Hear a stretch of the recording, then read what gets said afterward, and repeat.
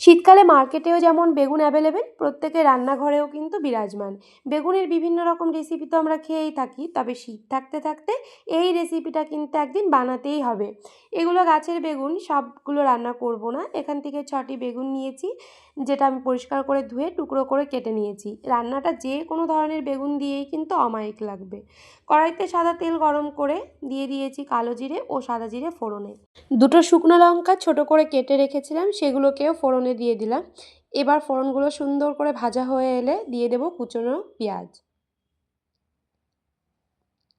পেঁয়াজটা হালকা ভাজা হয়ে এলে দিয়ে দেব থেতো করা রসুন। এবার পেঁয়াজ ও রসুনগুলোকে সুন্দর করে বাদামি করে ভেজে নেব। এবার দিয়ে দেব টুকরো করে রাখা বেগুনগুলোকে। বেগুনগুলো দিয়ে নেড়েচেড়ে ঢাকনা দিয়ে বন্ধ করে রাখবো ওই মিনিট 5 মতো, যাতে বেগুনটা সেদ্ধ হয়ে আসে। এবার ঢাকনা খুলে দিয়ে দেব নুন, টমেটো কুচি, চেরা কাঁচা লঙ্কা, আর দিয়ে দেব এখানে ধনে গুঁড়ো, জিরে গুঁড়ো, হলুদ ও পরিমাণ মতো নুন। রঙের জন্য সামান্য কাশ্মীরি লঙ্কার গুঁড়ো দিয়েছি, আপনারা চাইলে এটা স্কিপও করতে পারেন। এবার সব মশলাগুলোকে সুন্দর করে বেগুনের সঙ্গে মিশিয়ে ঢাকনা বন্ধ করে রাখবো ওই মিনিট 2 মতো। এবার অন্য একটা কড়াইয়ে এখানে 1 চামচ পোস্ত ও 8টা থেকে 10টা গোলমরিচকে ওই 1 মিনিটের মতো রোস্ট করে নিয়ে গুঁড়ো করে নিয়েছি।